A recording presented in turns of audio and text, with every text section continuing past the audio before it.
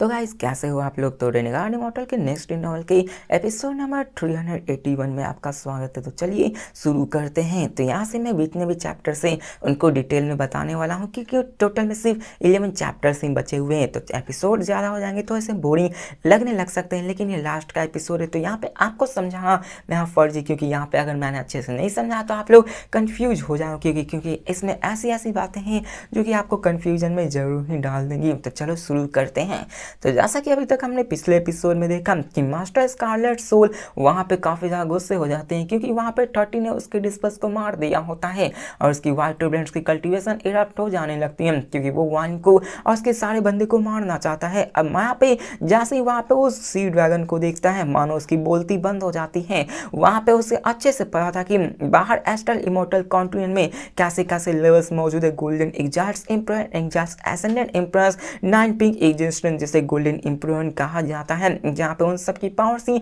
काफ़ी ज़्यादा होती है। उसका सपना ही होता है एक गोल्डन एग्जास्ट लेवल का बंदा बनने के लिए। और जैसे ही वो वहाँ पे सी ड्रैगन को देखता है जो कि असल में गोल्डन एग्जास्ट लेवल को पोजेस करता है, तो उसकी मानो बोलती बंद हो जाती है, क्योंकि यहाँ पे गोल्डन एग्जास्ट एग्जिस्टेंस रेयर होती है और साथ में गोल्डन एग्जास्ट कल्टिवेशन लेवल्स की बीस्ट तो और भी ज़्यादा रेयर हो जाती है। इसके कारण वो काफ़ी ज़्यादा गुस्सा हो जाता है कि ऐसे कैसे हो सकता है, ऐसा हो ही नहीं सकता, और कुछ कदम पीछे हो जाता है। वहाँ पे उसे इमेजिन ही नहीं कर पा रहा होता कि ऐसे हो कैसे सकता है, और वो वाणी की तरफ देखने लगता है, लेकिन उसे वाणी के अंदर कोई भी कल्टीवेशन महसूस ही नहीं होती। उसे लग रहा होता है कि वाणी ऐसे कोई मॉर्टल ही ऐसा है, मतलब वो वाणी यहाँ पे कोई भी कल्टीवेशन बहुत ही कमजोर, इसी हिसाब से वो उसके कल्टीवेशन को सेंस नहीं कर पा रहा है। और वो सोचने लगता है कि जरूर इस वाणी के पास कोई एक अच्छा पावरफुल कल्टीवेटर होगा, तभी यहाँ पे उसके पास ऐसी ड्रैगन मौजूद है। और वो अपने मन से यहाँ पे और भी लॉजिकल एक्सप्लेनेशन बनाने लगता है कि ये सभी चीज़ें हो सकती हैं। जहाँ पे हमें दिखाया जाता है कि वो उधर लिन बिन जियाओ की तरफ देखने लगता है, जिसके पास असल में वो सी ड्रैगन मौजूद होता है गले में लिपटे हुए। वो उसकी तरफ झुकते हुए कहता है कि फेलो कल्टीवेटर मेरी बात सुनिए, यहाँ पे मेरे टीचर्स आपके मतलब फेलो कल्टीवेटर आपके टीचर जरूर एक इम्प्रोन एग्जाल्ट होंगे इमॉर्टल एस्ट्रल कॉन्टिनेंट में। आपके पास जो टैलेंट है आप आराम से किसी एम्पर एग्जाल्ट के डायरेक्ट डिस्पल बन सकते हो, वरना आपके पास एक गोल्डन एग्जाल्ट सी ड्रैगन नहीं हो सकती थी। यहाँ पे मैं आपको बता दूं कि अभी के फिलहाल वानी और मेरे में प्राइवेट मैटर है, तो मैं आपसे कहना चाहूँगा कि प्लीज़ आप मेरे बीच में मत आइएगा। प्लीज़ मैं यहाँ पे आपसे विनती करता हूँ, ये हमारे बीच का लाइफ एंड डेथ का मैटर है। यहाँ पे उसे भीख मांगने लगता है कि प्लीज़ यहाँ पे आप ऐसा करिएगा। अब यहाँ पे उसे कुछ भी अंदाज़ा नहीं होता है कि यहाँ पे लिन बिन जाओ तो असल में वानी का डिस्पल्स है, और यहाँ पे ये सब चीज़ें हो रही होती हैं। वानी उसकी तरफ देखने लगता है तो एक हल्की सी स्माइल करता है, बल्कि मतलब ज़्यादा स्माइल नहीं बल्कि एक हल्की सी स्माइल करने लगता है। इसके साथ में जिलीगो को दिखाया जाता है जो कि थोड़ी देर उसकी तरफ देखने लगता है, फिर थोड़ी देर बाद ही जोर जोर से हंसने लगता है। इसको देखकर तो मास्टर स्कारलेट सोल और भी यहाँ पे उदासी में चला जाता है, मानो उस गम में डूब चुका होता है कि आखिरकार ये बंदा हंस क्यों रहा है। यहाँ पे हमें मास्टर स्कारलेट सोल को दिखाया जाता है जो कि और भी ज़्यादा डर चुका होता है और कहता है कि मेरे ओल्ड अंकल वहाँ पे जून सैंकिंग है और वो एक इम्प्रेन एग्जाल्ट है जो कि ग्रैंड एम्पर डोई के अंदर आते हैं। अगर यहाँ पे आप बीच में नहीं आएंगे तो मैं अपने अंकल मास्टर से आपके बारे में ज़रूर बोलूँगा, ताकि वो आपके साथ अच्छे से रिलेशन बना सके। और साथ में मेरे पास कई सारे फ्रेंड्स भी मौजूद है और साथ में मैं आपको प्राइसेस भी दे सकता हूँ। आप प्लीज़ इस मैटर में मत आइएगा, प्लीज़ वहाँ पे विनती करने लगता है। लेकिन वानी यहाँ पे उसकी तरफ देखने लगता है जहाँ पे वो कुछ भी नहीं बोल रहा होता है, जहाँ पे फिर से वो उससे भीख मांगने लगता है कि प्लीज़ ऐसा मत करिए, मेरे अंकल ग्रैंड एम्परर डॉयू को जानते हैं, यहाँ पे वो आपकी ज़रूर मदद कर सकते हैं अगर मैं उनके सामने भीख मांगूँ। अब यहाँ पे वानी उसकी तरफ देखने लगता है, यहाँ पे पहली बार वो बोलता और कहता है डॉयू उस ग्रैंड एम्परर के बारे में बात कर रहे हो। अब यहाँ पे भले ही डॉयू एक ग्रैंड एम्परर हो, लेकिन अभी के फिलहाल में वानी की नज़र में डॉयू एक आंट के बराबर था, क्योंकि एक ग्रैंड एम्परर में सबसे कमज़ोर वही होता है, वो बड़े ही आसानी से चाहे तो उसको मसल कर रख सकता है। इसके साथ हमें दिखाया जाता है वानी जो कि उसकी तरफ देख कर कहता कि इमोस्टर एस्ट्रल कॉन्टिनेंट में टोटल में 9 ग्रैंड एम्परर्स है और डॉयू सबसे कमज़ोर है। तो ये सुनकर मास्टर स्कारलेट सोल की आंखें यहाँ पे खुली की खुली रह जाती हैं, क्योंकि वानी जिस हिसाब से कह रहा था कि यहाँ पे डॉयू बहुत ही कमज़ोर है, उस हिसाब से वो ये दर्शाना चाहता कि वो उस डॉयू को बड़ी आसानी से मार सकता है। यहाँ पे उसकी तरफ देखकर यहाँ पे हैरान भी हो जाता है, जिसके बाद वो उससे कहता है कि लेकिन फिर भी वो वीकेस्ट होने के बाद भी उसकी पावर्स बाकी सारे लिविंग बीइंग से काफ़ी ज़्यादा डोमिनेटिक है, लेकिन क्या ही कर सके, वो मेरे सामने कुछ भी नहीं कर सकता। मुझे डर डर है कि वो मेरे सामने खड़ा भी नहीं रह सकता। ये सारे शब्दों को सुनकर तो मानो उस बंदे की और भी डर से फटने लगी होती है। यहाँ पे वो मास्टर स्कारलेट सोल डरा हुआ था, लेकिन फिर भी वो एरोगेंट होकर कहता कि तुम में सच में हिम्मत आ चुकी है, तुम सच में बहुत ज्यादा ब्रेव है, तुम्हें क्या लगता है कि तुम ग्रैंड एम्परर डॉई से फाइट कर सकते हो? तो वॉलिन कहता है कि यहाँ पे लगता है कि तुम कुछ गलत सुन रहे हो, तुम्हें समझ नहीं आ रही, हो सकता है कि ये कुछ परेशानी होने वाली है। जिसके साथ हमें यहाँ पे दिखाया जाता है कि वॉलिन अपनी पावर्स को यूज करता है और वहाँ पे सीड ड्रैगन रिट्रीट करता है। वहाँ पे एक बहुत बड़ा वर्टेक्स अपीयर हो जाता है और कह सकते हो ये वर्टेक्स वहाँ पे पैसेज ऑफ टाइम को ब्रोक कर चुकी होती है। वो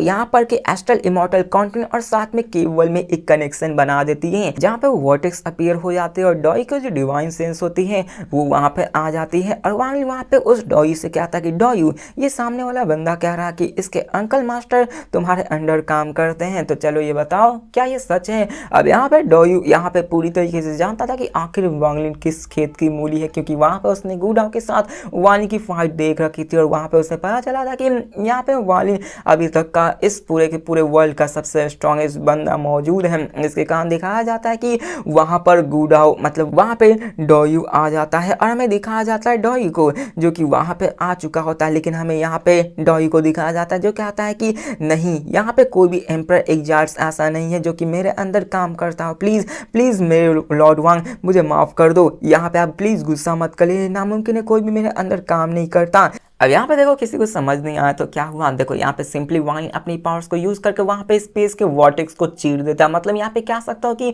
वाइन अपने इस हाफ ट्रैम्पलिंग लेवल्स के आने के बाद कुछ ज़्यादा ही ओवर पावर हो चुका होता है, जहाँ पे वो अपने केवर्ड से लेके इमॉर्टल एस्ट्रल कंटेंट में एक रास्ता बनाता है जहाँ पे वो डॉवी के डिवाइन सेंस को यहाँ पर ले आता है, जिसके कारण वो उससे सवाल पूछता है क्या तुम इसको जानते हो? तो वो कहता है नहीं, मैं इसको नहीं जानता हूँ, ये नामुमकिन है, और वो भीख मांगने लगता है। वो उससे कहता है कि प्लीज आप गुस्सा मत करिए, मैं इस बंदे को जानता भी नहीं, यहाँ पे आप इसको साथ जो भी करना है वो करिए। मास्टर स्कारलेट सोल इन नज़ारे को देखकर पूरी तरह से हैरान होकर कहता है ये नामुमकिन है, ये फेक है, ये फेक है, ऐसा हो ही नहीं सकता, तुम झूठ बोल रहे हो, ये असली हो ही नहीं सकती। मानो उस बंदे की भी फट की चार हो चुकी होती है। यहाँ पे वो कहता है मुझे डिसीव करने की कोशिश मत करो, ये सभी फेक है। यहाँ पे दिखाया जाता है वो बंदा वो कहता है कि यहाँ पे सभी फेक है। वन तुम्हें क्या लगता है? ऐसा है सेलेस्ट एम्प्रेस की बॉडी गार्ड जो कि नाम है जिसका लुओमिंग, वो भी मेरा एक अच्छा फ्रेंड है, मैंने उसकी जान बचाई थी और यहाँ पे वो तुम्हें जरूर मारेगा। यहाँ पे उसके पास ये आखिरी होप होती है, मतलब वो अपनी मरने तक यहाँ पे अपनी सारी चीजें बोल रहा होता है। वाली से क्या था कि ओ तुम्हें फेक लगता है, अल्दो मैं यहाँ पे सेलेस्ट एम्पर की डिवाइन सेंस तो नहीं आ सकता हूँ, और साथ में वो अपने ग्रैंड एम्पर सन को भी यूज करता है जो कि असल में ये दर्शाती है कि ये बंदा एक ग्रैंड एम्पर बन चुका है। और जैसे वो अपने सन्स को रिलीज करता है उस बंदे की और भी फटके चार हो जाते हैं और कहता है ये फेक है, ये फेक है, ऐसा हो ही नहीं सकता, मुझे यहाँ पे ऐसे झूठे सपने मत दिखा, मतलब ख्वाब मत दिखा, मुझे ऐसे रिसीव करने की कोशिश मत करो, तुम ग्रैंड एम्पर हो ही नहीं सकते, आगे कर तुम्हारी ग्रैंड एम्पर इतनी ज़्यादा कैसे हो सकती है। यहाँ पे वाली ने अपने ग्रैंड एम्पर बनने के बाद half trampling heaven trampling stage में कदम रख दिया होता है, जिसके कारण अगर उसके पावर्स का देखे जाए तो उसकी प्रेशर ही काफी थी स्टार सिस्टम और जितने भी लाइफ फॉर्म से उसको डिस्ट्रॉय करने के लिए। मतलब क्या सकता है कि यहाँ पे सीरीज के एंड तक उसकी जो वाली की जो कल्टीवेशन पावर्स है उसके हिसाब से वो यहाँ पे यूनिवर्सेस को भी डिस्ट्रॉय कर सकता है। तो यहाँ पे बहुत जल्द मतलब कुछ दिनों में यहाँ पे वाली वर्सेस लू फेंग में बैटल्स भी करने वाला हूँ, यहाँ पे मैं बैटल्स करवाने वाला हूँ कि आखिरकार दोनों में फाइट हुई तो कौन जीतेगा। यहाँ पे दिखाया जाता है मास्टर स्कारलेट सिर्फ और भी इंसेन हो जाता है, उसकी बॉडी कोलैप्स हो जाती है, उसको ये रियलिटी एक्सेप्ट करना ही नहीं चाहता था कि ऐसा भी हो सकता है, ऐसा हो ही नहीं सकता। यहाँ पे उसे विश्वास नहीं हो रहा था कि आखिरकार ये बंदा एक ग्रैंड एम्पर कैसे हो सकता है, ये एब्सोल्युटली रिडिकस होता है। दिखाया जाता है कि वो पूरी तरह से पागल हो जाता है, इतना पागल हो जाता है कि उसकी ऑरिजिन सोल वहीं पे मारी जाती है। मतलब देखा जाए तो इस चीज को यकीन ही नहीं कर पाता है कि सामने वाला बंदा ऐसा चीज है, इसने इतने इतने करतब कर देखा है। डॉई जो कि ग्रैंड एम्पर इस बंदे से उसकी फटती है, जहाँ पे ये सामने वाला बंदा भी ग्रैंड एम्पर है, क्या सकता है उसके ऊपर वाली है, इस हिसाब के लेवल्स के बारे में सोच के ही वो बंदे की ऑरिजिन सोल डिस्ट्रॉय हो जाती। मतलब देख रहे हो हम यहाँ पे वाली ने कुछ किया नहीं, यहाँ पे सिर्फ अपने पावर्स को भी नहीं दिखाया, वो बंदा मारा जा चुका होता है। जिसके साथ दिखाया जाता है कि वहाँ पे उसके जो बचे हुए माइंड और रीजनिंग का भी होता है, मतलब कि वो रिजरेक्ट ही ना कर सके, वैसे उसको पूरी तरह से डिस्ट्रॉय कर देता है। इसके बाद दिखाया जाता है कि ये सारी बैटल तो हो चुकी होती है, जहाँ पे वाली मूव बैंक में 13 जीरो लेगो और अपने जितने भी बंदे होते हैं वहाँ पे लेकर निकल जाता है और वहाँ पे जो फॉर्मेशन होती है वो फिर से बना देता है।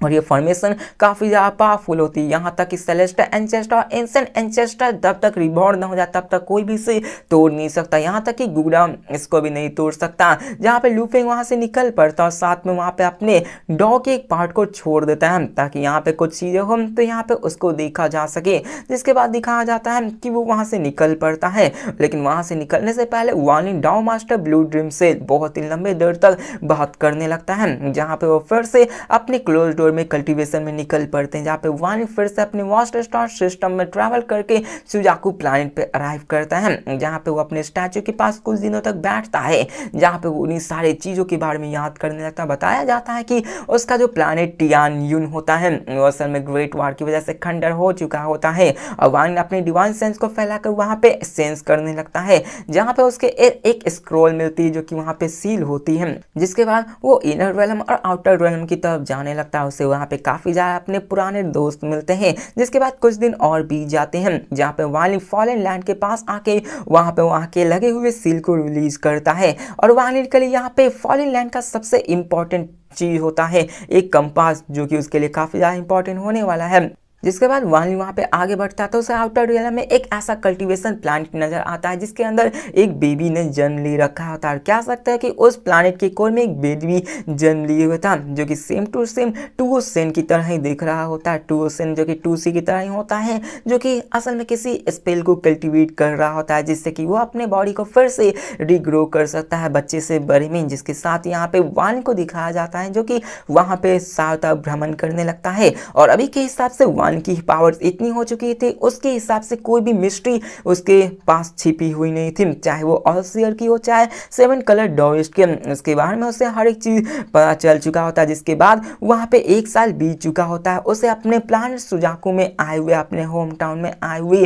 और वो वहां पे कह सकते हो एक नॉर्मल लाइफ जीने लगा होता है इतने पावरफुल होने के बाद ही। जिसके बाद दिखाया जाता है कि वहां पे वाल अपने अपने कल्टीवेशन को पूरी तरह से भूल चुका होता है। उसके पास वही स्केलेटन मौजूद होता है जो कि ह्यूमन स्कल्स में होता है, जो कि उसके मुट्ठी बराबर आ चुका होता है, जो कि असल में काफी ज्यादा पावरफुल होता है। अब यहाँ पे मैं बताया जाता है कि वार्निंग के पास पहले से ही यहाँ पे 2 चीजें मौजूद होती हैं, एक तो स्कल मौजूद होती है, एक व्हाइट हेयर का बाल मौजूद होता है, और वहां पे उस स्कल को अपने स्टोरेज रिंग में से निकालता है और साथ में उसके पास एक और स्कल मौजूद होती है। कह सकते हो वो दोनों स्कल पूरी तरह से आइडेंटिकल होती है, जहाँ पे एक तो यिन और कह सकते हो दूसरे यांग को रिप्रेजेंट करती है, मतलब दोनों का नेचर अपोजिट होता है। मैंने एग्जांपल के रूप में यिन एंड यांग को बताया है, जैसे एक ब्लैक है तो दूसरा व्हाइट होता है। इसके साथ दिखाया जाता है कि वहां पे वो उन दोनों स्कल्स को एक दूसरे के सामने रखता है और जैसे ही वो एक दूसरे के सामने रखता है वहां पे एक गायब हो जाता है, मतलब 2 स्कल्स थे उनमें से एक गायब हो जाता है, जिसको देखकर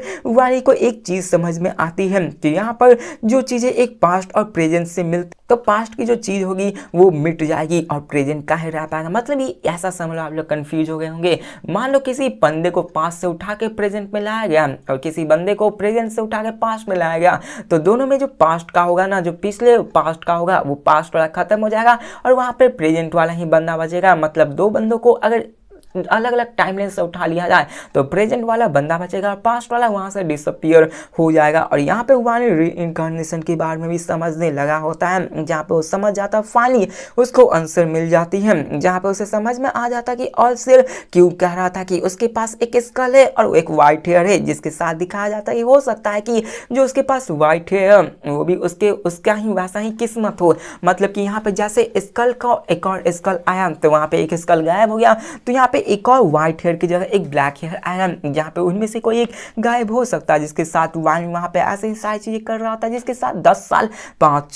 पास हो चुके होते हैं और जीन लुंगवा अपने सील को कब का रिलीज कर चुका होता है, उसे आज़ादी मिल चुकी होती है। जिसके बाद वो भी वहां से अपने कह सकते हो माइग्रेशन में चला जा चुका होता है। साथ में उसके पास सी ड्रैगन भी होता है, जिसके कारण उसके पास इतनी पावर्स होती है कि उसको कोई भी हार्म नहीं कर सकता है। और साथ में वाल्की तो उसके पास सेंस तो होती है, मतलब उसकी मार्क होती है, कोई भी एस्टर इमॉर्टल कंटिन्यूअस को छू तक नहीं सकता। इसके साथ दिखाया जाता है कि वहां पे भी होता है और लिन जिन भी तो जा चुका होता है, लेकिन जी ल्यूओ के एक्सप्रेशन काफ़ी ज़्यादा सीरियस होते हैं, क्योंकि वो वहाँ पे हमेशा के लिए वान के साथ ही रहना चाहता था। लेकिन वान क्या था कि तुम्हें आज़ाद होना चाहिए, और 13 भी वहाँ पे उसके साथ रहना चाहता था ताकि वो अपने टीचर को हमेशा के लिए प्रोटेक्ट कर सके। लेकिन क्या कर सके, वान यहाँ पे जा कुछ नहीं बोलता और कहता है कि तुम सब आज़ाद हो जा सकते हो। वान ने सबको काफ़ी ज़्यादा स्पेल सिखा रखे होते हैं। वान ने जितने भी स्पेल सीखे होते सब चीज़ 13 को सिखा रखे होते ताकि वो भी पावरफुल बन सके, और वो अपने 8 एक्सट्रीम डाव को भी यूज़ करता। मतलब पहले की हमने देखा फाइट के दौरान वान भी 8 एक्सट्रीम डाव का यूज़ किया करता था, लेकिन अभी यहाँ पे 13 भी यूज़ कर सकता है, क्योंकि 13 भी इसको अच्छे से सीख चुका होता है, जिसके साथ हमें दिखाया जाता है कि ये सारी चीज़ें हो रही होती हैं। आराम से वहाँ पे वान बैठा हुआ होता है, और दिखाया जाता है कि वहाँ पे वान बैठकर आराम से अपने आप को वहाँ पे कह सकते हो नॉर्मल लाइफ जी रहा होता है, जिसको प्रोटेक्ट करने के लिए 13 और साथ में मॉस्किटो किंग भी होता है। जहाँ पे कुछ बंदे मॉस्किटो किंग को देखकर उसे पकड़ने की कोशिश करने लगते हैं, वहाँ पे आते हैं, मार खा के चले जाते हैं, और थोड़े समय बाद उन्हें रियलाइज हो जाता है कि ये मॉस्किटो किंग कोई कमजोर बंदा नहीं है। जहाँ पे इसी के साथ दिखाया जाता है 10 साल और बीत चुके होते हैं, टोटल में 20 साल यहाँ पे बीत चुके होते हैं, और यहाँ पे वान कह सकते हो अभी भी नॉर्मल लाइफ जी रहा होता है। तो गाइस इसी के साथ ये वीडियो खत्म होती है, तो मिलते हैं नेक्स्ट वीडियो में, तब तक के लिए बाय।